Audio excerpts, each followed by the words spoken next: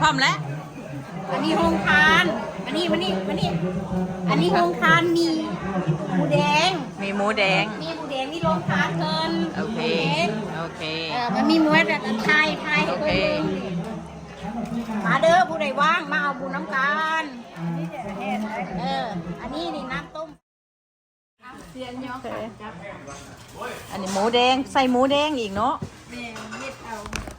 ยอมือนำเด้อเอาแดงกินได้แล้วอาจารย์กินแล้ว โอ้ต้องทายผู้ว่าจะกินได้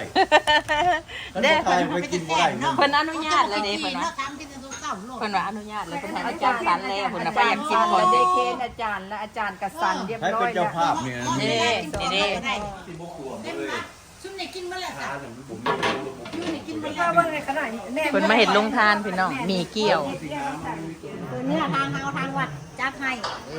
มีหมอกเปิงหมอกให้มีทุกเทื่อมีทุกเวลายามบุญยามได้บุคา ข้าวหมูแดงอันนี้ อันนี้ก็ข้าวหมูแดงข้าวเบื้องนั้นมาเด้อพี่น้องเลย สองพี่น้องความแต่งผ้าขาว สมุกจะหน่อยจะมาซอยเอาเดี๋ยวนี้อันนี้ก็พร้อมจะเห็นเป็นก้อนหรอมีตัดมันได้ นี่พี่น้อง ภะคะวะโตอะระ นี่พี่น้อง สัพเพกามิจา เห็นแล้ว เตคิริสิทระตะ มีก้อยปลา มายายันตุเทวาสละทละวิสะเมยังขะคันทัพ ไม่กระถาดบักใหญ่ ธรรมะสะวันนะกาโลหยังพะทันตาธรรม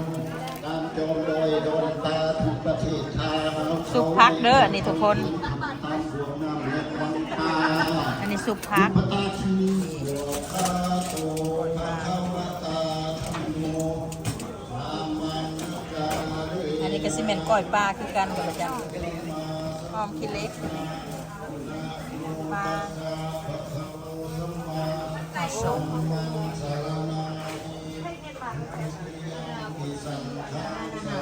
ใกล้แล้วพี่น้องเด้อ ยืนไก่แหน่ต้มเข้มแหน่